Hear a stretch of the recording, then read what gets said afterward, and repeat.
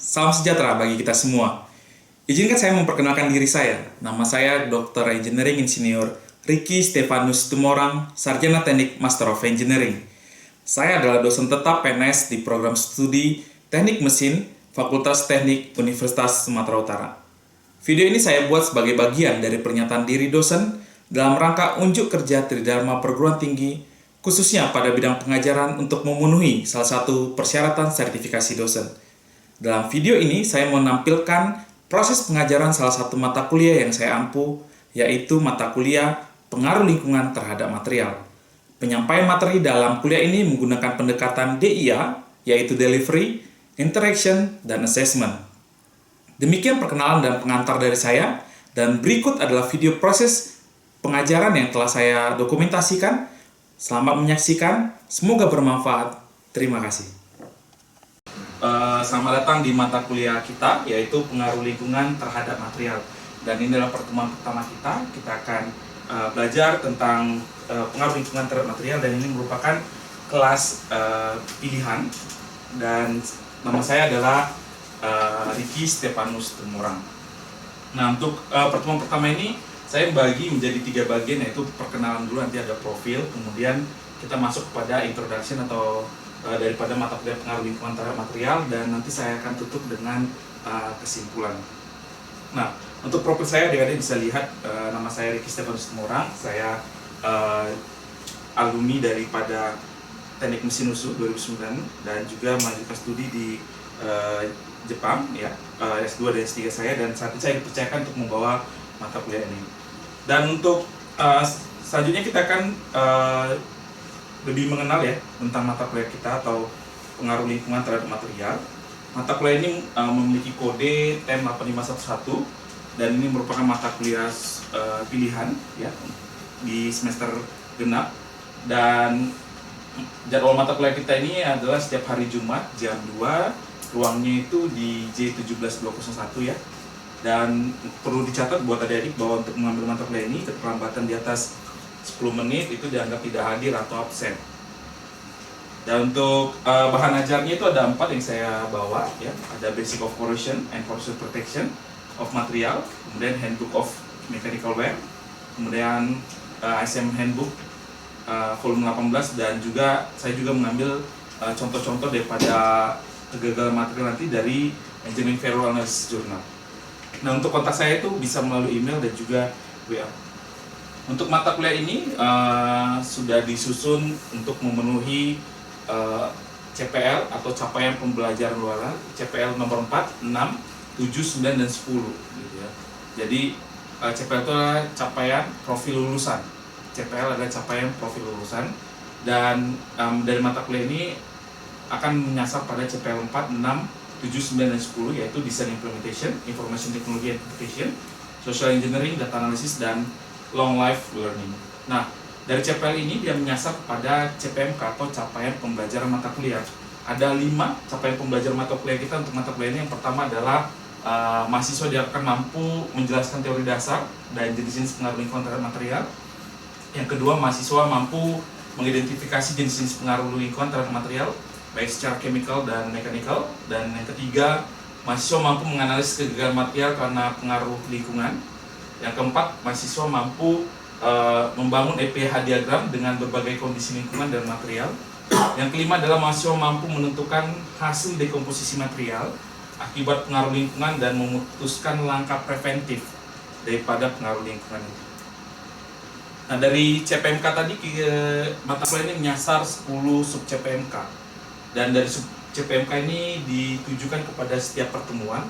Untuk sub CPMK pertama itu menyasar pada pertemuan pertama, CPMK kedua, pertemuan kedua, CPMK sub CPMK ketiga ke pertemuan ketiga, dan adik-adik bisa dapat lihat di sini, yang dimana sub CPMK ini diharapkan bisa memenuhi daripada CPMK yang tadi. Kalau kita bikin ke dalam tabel distribusi, kita bisa lihat bahwa untuk CPMK 1 sampai 4 itu menyasar pada CPL ketiga, kemudian CPL 6 itu menyasar pada CPMK 1 sampai 4, CPL 7 itu pada CPMK 4 dan 5, CPL 9 itu pada CPMK 2, 3, dan 5, dan CPL 10 itu menyasar pada CPMK 5. Demikian sub CPMK dan relasinya dengan CPMK.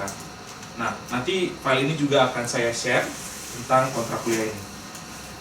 Nah, untuk sistem penilaian ya, secara garis besar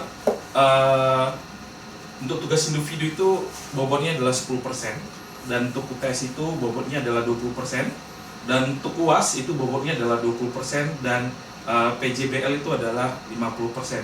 Dengan presentasi proyek itu bobotnya 20% dan laporan akhir proyek itu 30%.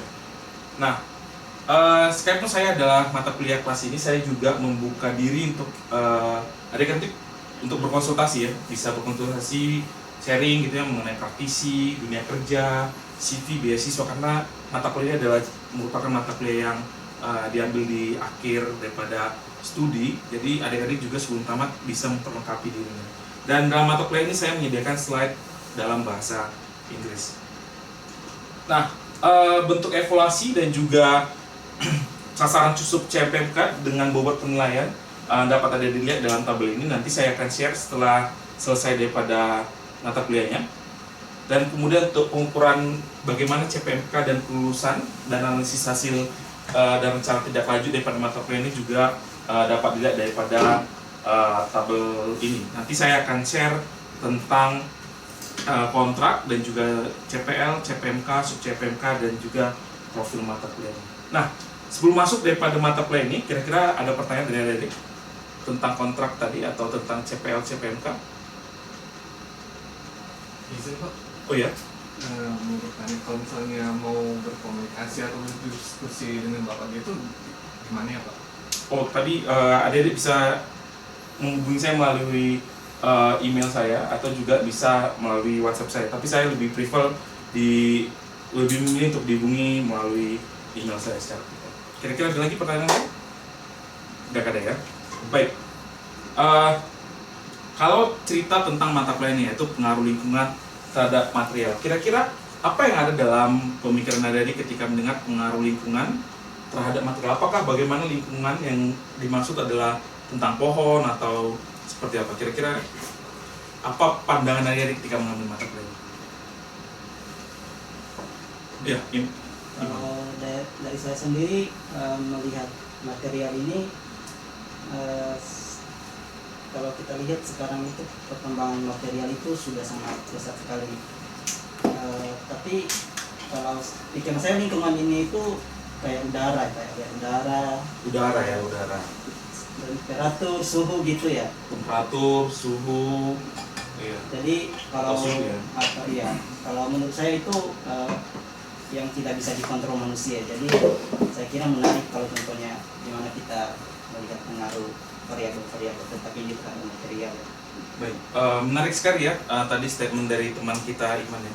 Tadi Iman mengatakan bahwa kenapa mengambil mata kuliah atau apa yang terbesit dalam benak ketika mengambil pengaruh terhadap material ini adalah bagaimana lingkungan atau sekitar yang tidak dapat dikontrol manusia itu dapat mempengaruhi material-material yang kita gunakan gitu, seperti suhu gitu ya, dan kemudian yang lainnya. Oke, baik. Nah, tapi jika cerita tentang lingkungan, sering sekali lingkungan secara tidak langsung berkontribusi terhadap yang namanya dekomposisi atau degradasi daripada material. Mungkin adik-adik pernah mendengar yang namanya korosi ya. Pernah nggak melihat besi kemudian kita letakin di lingkungan gitu ya, atau di udara yang terbuka, kemudian dia akan mengalami degradasi menjadi warna kemerahan. Nah, itu namanya adalah korosi. Dan kemudian mungkin adik-adik juga pernah pakai ya sepeda motor gitu ya, atau rantai, lama-lama itu dia terjadi gimana? Gearnya itu menipis ya, haus ya. Itu namanya wear. Itu juga pengaruh dari lingkungan. Dan yang terakhir ada juga yang namanya adesi. Gitu. Walaupun secara garis besar pada mata kuliah ini kita hanya fokus pada korosi dan juga kausan atau wear. Nah, untuk hal ini ya, tadi kalau kita lihat ya, korosi dan juga kausan. Nah, ada dua faktor yang paling dominan dalam pengaruh lingkungan, yaitu pertama adalah secara kimia dan yang kedua adalah secara mekanikal atau fisikal ya. Fisik atau mekanikal ya. Nah, kira-kira nih bisa nggak kita gambarkan? Kira-kira faktor apa aja sih yang secara kimia atau secara fisik ya yang mempengaruhi lingkungan. Kayak tadi Iman bilang temperatur, ya temperatur kira-kira masuk mana? Chemical atau physical? Chemical. Temperatur chemical ya. Oh, seperti bukan tepat ya. Temperatur itu secara fisik ya, benar sekali secara fisik. Nah kalau misalnya secara chemical itu mungkin adalah komposisi gitu ya. Nah berikut adalah faktor-faktor ya. Kalau kita lihat temperatur, humidity, dissolution, pressure, tekanan, oxidation, hydrolysis, biochemical, particle, wind, solar radiation, dan banyak lagi hal lain ya pengaruh lingkungan. Kalau misalnya partikel ini secara fisikal atau mekanikal? Fisikal, mekanikal atau chemical? Physical. Fisikal ya, benar sekali. Kalau saya bilang biochemical, namanya aja udah chemical ya, berarti dia masuk ke secara kimia. Kalau solar radiation gimana? Solar radiation? Physical, Pak. Fisikal ya. Oke, baik. Kalau kita cerita tentang temperatur tadi sudah ya, tentang fisikal. Kalau humidity masuknya kemana? Kira-kira. Humid atau oxidation. Ini masuk kemana? Chemical, Pak. Chemical. Ayo, ada yang chemical, ada yang fisikal. Baik, nanti akan clear, kita akan bahas semuanya secara mendetail di mata kuliah ini. Nah, tapi untuk kali ini ya, pertemuan kali ini kita akan bahas secara gampang ya. Nanti kita bahas tentang corrosion. Jadi banyakkan sekali faktor secara chemical, pengaruh lingkungan terhadap material itu secara chemical itu menghasilkan korosi, dan faktor lingkungan secara mekanikal atau fisikal itu pengaruhnya itu terhadap keausan atau abrasif dan adhesivitas. Nah, faktor yang mempengaruhi korosi itu dibagi secara dua bagian, yaitu secara nature of the metal ya. Jadi dan kemudian yang kedua nature of the environmental. Nature of the metal itu faktornya itu yaitu purity of the metal. Jadi seberapa purity ya, material itu, kemudian posisi daripada galvanik dari material itu. Yang ketiga adalah over voltage dari material itu. Kemudian nature of the oxide film, jadi bagaimana kandungan oxide film dari material itu mempengaruhi. Dan kemudian yang terakhir adalah nature of corrosion product. Secara dua garis besar, contohnya adalah nature of the metal. Position in galvanic metal itu mempengaruhi. Jadi sama misalnya kayak saya bilang, contoh simpelnya seperti ini, mungkin buat adik-adik paham ya. Mungkinkah jikalau kita buat ya titanium dengan besi, mana yang paling tinggi galvanic series-nya? Titanium akan lebih tinggi ya dibanding besi. Jadi andai kata dua material yang kita taruh di lingkungan, pasti besi akan pertama sekali secara naturalnya mengalami korosi, gitu ya, seperti itu. Dan kemudian kalau kita contoh faktor yang mempengaruhi korosi, secara nature of the environment, pertama adalah temperatur, kemudian humidity, ketiga adalah presence of impurity, keempat adalah pH atau keasaman, kebasahan juga, kemudian dissolved oxygen, dan terakhir adalah velocity of air. Nah, saya coba bertanya basic dulu kira-kira. Kalau andai kata saya melakukan suatu pengujian korosi ya, atau kita tes korosi di lingkungan ya, ini saya coba rendam sebuah cover tube ya di sebuah solusi asam ya. Saya rendam cover tube di sebuah solusi yang asam. Nah, saya rendam dia satu di temperatur yang suhu ruangan 25 derajat Celcius, dan kemudian satu lagi saya rendam di suhu yang cukup tinggi yaitu 60 derajat Celcius. Berarti saya tinggikan ya ininya. Kira-kira korosi rate-nya itu atau rate korosinya itu nambah atau berkurang? Gimana? Sandro gimana kira-kira?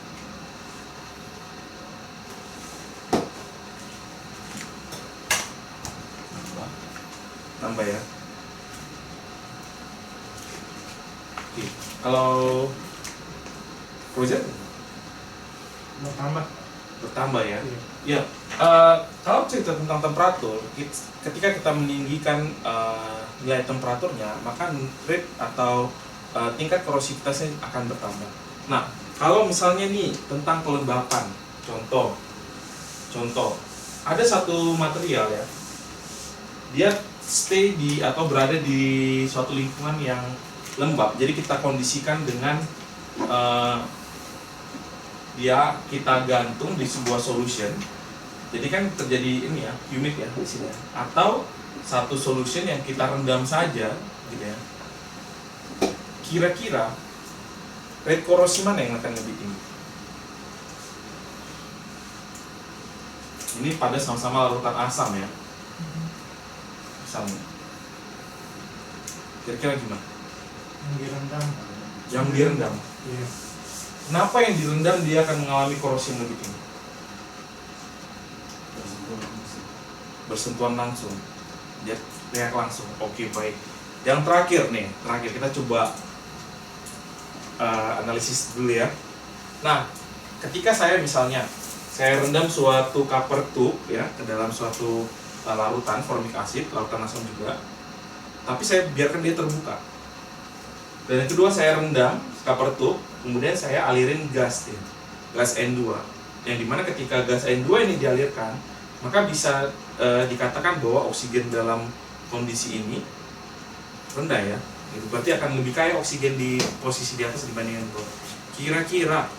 Kira-kira nih, pemahaman adik-adik, corrosion rate mana yang akan lebih tinggi? Yang di atas atau yang di bawah? Yang di atas, Pak. Yang di atas. Kenapa? Karena ada oksigen. Karena ada oksigen. Ya namanya juga korosi ya. Korosi itu kan reaksi reduksi oksidasi ya.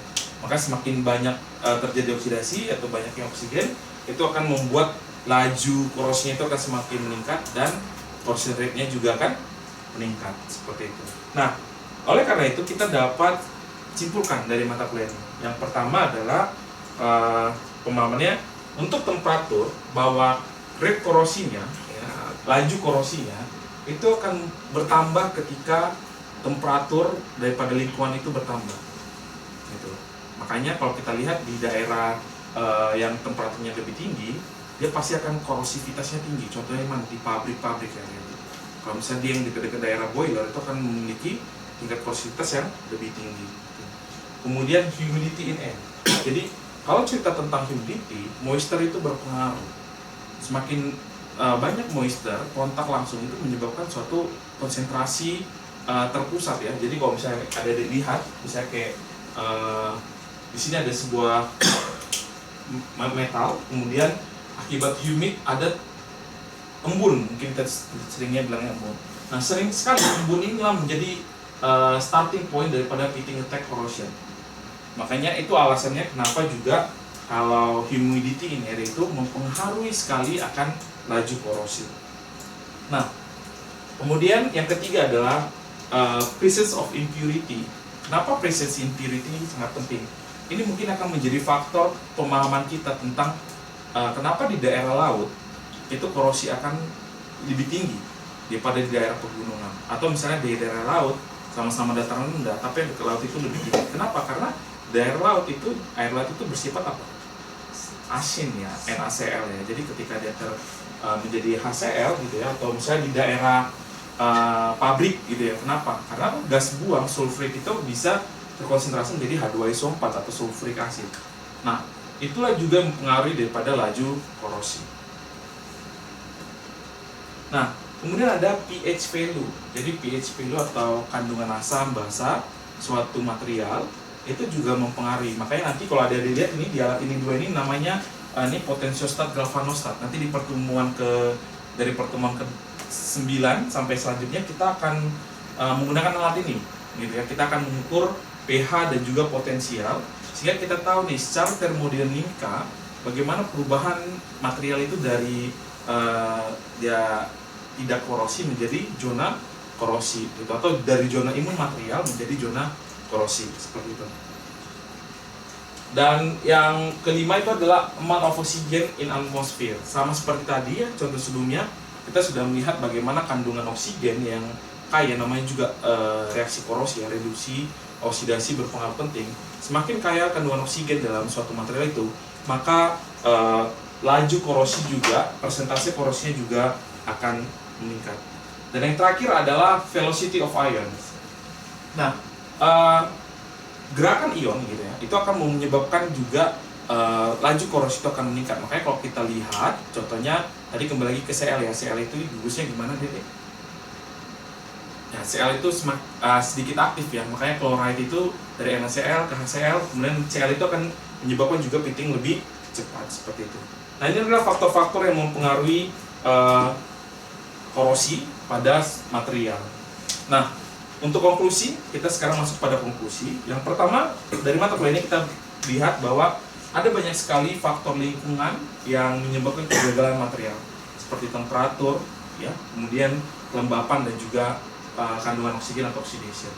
Dan tadi di mata kuliah ini juga dikatakan bahwa korosi dan juga kausan itu adalah kegagalan material yang paling umum ya, akibat efek daripada lingkungan. Seperti kita ketahui tadi bahwa korosi karena secara kimia dan juga kausan atau wear itu secara mechanical atau physical things. Dan sangat penting ya perspektif yang luas untuk menganalisis kegagalan dari material akibat efek daripada lingkungan. Nah, sampai di sini kira-kira ada yang mau ditanya? Ya, silakan. Saya ingin bertanya Pak, kalau contohnya korosi ini itu ada jenis-jenisnya Pak? Tadi Iya. kan banyak pengaruh ya, lingkungan yang pengaruhi korosi. Apakah setiap pengaruh menghasilkan jenis korosi yang berbeda atau sama? Iya. Pak? Benar sekali. Nanti kita akan pelajari di pertemuan selanjutnya ya. Nanti pertemuan ke depan kita akan pelajari tentang jenis-jenis korosi ya. Jadi nanti kita akan jenis korosi di pertemuan di CPMK ketiga kita akan pelajari tentang jenis korosi. Jadi secara garis besar saya akan coba jelaskan, nanti ada namanya localized corrosion, ada galvanic corrosion, dan perlakuan dan juga mengatasi protection ya. Untuk jenis korosi yang berbeda juga berbeda-beda gitu. Dan itu nanti akan kita bahas. Nah, untuk pertemuan kali ini kita hanya untuk pengantar dan untuk memicu lagi ya pemahaman dari tentang pengaruh lingkungan terhadap material khususnya korosi. Ya tadi Sandro juga angkat tangan. Nah, Sandro silakan. Ini tentang korosi ada nggak Pak itu persamaan numerikal atau cara hitung-hitungnya mendapatkan? Ya, ada. Nanti ada. Kita ada di pertemuan sebelumnya ya, pertemuan 11-12 ya. Nanti saya akan bagi ini ya, tentang nanti kita akan mampu membangun EPH diagram dari material yang sering digunakan. Nah, nanti kita juga pakai ini alat yang tadi saya bilang, potentiostat. Jadi kita hitung dulu ya, kita bangun dulu nanti pakai Gibbs energi perhitungannya, kita bangun EPH diagramnya, baru kita ukur juga pH dan potensialnya, kita masukkan, dan nanti kita dapat nih, oh kenapa ya laju korosinya bertambah gitu. Faktor apa gitu ya. Ada lagi yang lain? Ya silakan. Ya Pak, saya mau bertanya, kalau memberikan lapisan anti korosi itu memperlambat atau bisa mencegah total? Oh iya, kalau cerita tentang korosi itu sifatnya natural. Jadi sama seperti manusia yang pasti ada umurnya ya. Material juga pasti ada degradasi itu pasti akan terjadi. Tapi yang bisa kita lakukan adalah dengan memperlambatnya. Salah satunya dengan cara melakukan pelapisan. Nah, bagaimana caranya? Nanti kita ada nanti di pertemuan selanjutnya itu kita bahas tentang namanya anodi korban. Nah, apa itu anodi korban? Anodi korban itu adalah satu metode kita melapisi material itu. Jadi ada dua tipe ya. Misalnya ini adalah material yang mau kita selamatkan dan ini adalah material yang akan kita korbankan. Nah, maka karena kita usahakan anodi korban ini adalah material dengan potensial yang lebih rendah. Jadi inilah nanti yang akan pertama sekali akan mengalami korosi. Sementara material utama dia akan aman. Atau metode kedua adalah kita langsung bikin aja di atasnya ini, kita lapis. Nah kalau ini dia pakai konsep yang berbeda. Nah jadi kita harus pakai dia yang dengan potensial yang lebih tinggi supaya material yang bawah itu dia lebih selamat gitu. Dan biasanya ini kita pakai nanti ada namanya VPC dan yang lain-lainnya, vapor protein kayak gitu. Ya tadi ada lagi mungkin? Ya Pak, izin Pak. Tadi Bapak bilang semakin tinggi temperatur korosi maka semakin tinggi ya Pak. Iya. Kalau saya membayangkan nih Pak, kalau misalnya air kita panaskan sampai mendidih Pak, oksigennya bukannya berkurang ya Bapak. Jadi pertanyaan saya Pak, apa ada batas atau range temperatur sampai korosinya mentok Pak, atau selalu semakin tinggi temperatur semakin tinggi juga korosinya Pak? Jadi kalau kita cerita tentang temperatur, maka ini juga punya relasi dengan yang namanya pergerakan ion. Oh iya. Benar ya. Nah, pasti temperatur juga punya relasi dengan yang namanya distilled oksigen ya. Oksigen ya. Nah, yang menjadi pertanyaan adalah apakah ketika temperatur ditinggikan, apakah oksigennya juga akan turun? Atau jangan-jangan temperatur ditinggikan, ion itu semakin cepat aktif. Betul ya? Contoh simpelnya gini adalah ketika kita dalam satu ruangan isinya 10 orang, suhunya misalnya 20 derajat, apakah kita kepanasan? Tidak ya, 20 derajat. Tapi kalau andai kata saya buat misalnya nanti ini temperaturnya 40 derajat aja lah, pasti semakin gerah ya, semakin lebih aktif. Aduh panas, kipas-kipas seperti itu. Nah, hampir sama juga dengan ion. Sekalipun misalnya dia suhunya semakin rendah, misalnya oksigennya makin rendah, andai kata, tapi dia semakin aktif, mana yang lebih dominan? Ini kan, maka rate-nya akan tinggi. Jadi seperti kesimpulan yang tadi saya bilang, kalau misalnya cerita tentang faktor lingkungan, itu ada banyak sekali perspektif, wide perspektif yang harus kita lihat. Dan mata kuliah ini akan mengantarkan adik-adik untuk memahaminya secara gamblang, dan percayalah bahwa manusia tidak bisa melawan alam. Yang bisa kita lakukan adalah engineering adalah merekayasa. Bagaimana rekayasa kita membantu itu bisa menjawab daripada kebutuhan manusia itu sendiri, kita sendiri. Ada lagi pertanyaan lain? Baik, kalau tidak ada untuk pertemuan selanjutnya, saya mengharap adik-adik bisa men-trigger untuk mereview satu buah paper ya. Kalau bisa dari Engineering Film Analysis about corrosion due to the effect of environment, boleh pilih salah satu dan tolong dibaca. Nanti pertemuan selanjutnya saya akan tanya, dan minggu depan kita akan membahas tentang wear introduction. Ya, kalau hari ini kita mempelajari tentang korosi, faktor lingkungan yang mempengaruhi korosi. Nah, minggu depan kita akan melihat faktor lingkungan yang mempengaruhi keausan.